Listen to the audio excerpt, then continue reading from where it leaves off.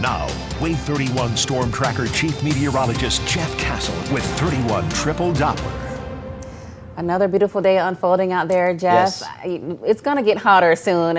I'm not in any rush to get there. I'm not either. I mean, this morning was just fantastic. Spent a little time outside first thing this morning. It felt great. Nice little hint of fall. We'll get back to that. Eventually. Eventually. We just got a little more heat that we're still going to have to deal with. It does remain August after all. In fact, this last week of August, the temperature outlook is very much trending hotter than average. We may actually be flirting with temperatures that could be near 100 degrees by this time next week. So get ready. We're not done yet with summer heat, but we'll eventually see fall weather settle in for good here across the Tennessee Valley. At least the humidity not incredibly bad. It will be a little muggier tomorrow than today. And then Friday into Saturday, Sunday as well, slightly more comfortable before some low mugginess returns again as we work our way on into the first half of next week. So at least we're not back up here in the red with the oppressive feel to the air with that thick moisture in place. But there'll be enough that comes in over the next 24 hours that we may actually spark off an isolated shower. More on that with future radar in just a second. Here's a look at current radar, Wave 31 Triple Doppler.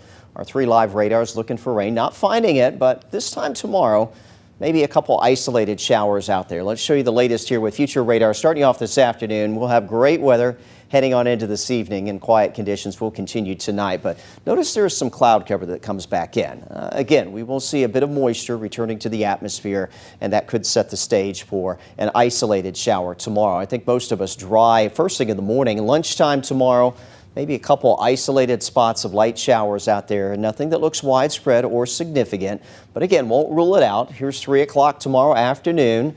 You can pretty much count on one hand or so how many showers we have in place. Most of these look like they'll be small, and if you get caught underneath one, it will likely be fairly short-lived. So this is not going to be a big deal rain-wise tomorrow, but it is going to be a little bit of a change from what we've had the last couple of days. Those will be heat-driven, so we head into your Thursday evening. Any chance for a shower will fizzle away after that. And right now, it looks like we're back to dry conditions just in time to hit the weekend. 64 overnight tonight in Muscle Shoals. Will drop to 65 in Huntsville and Decatur.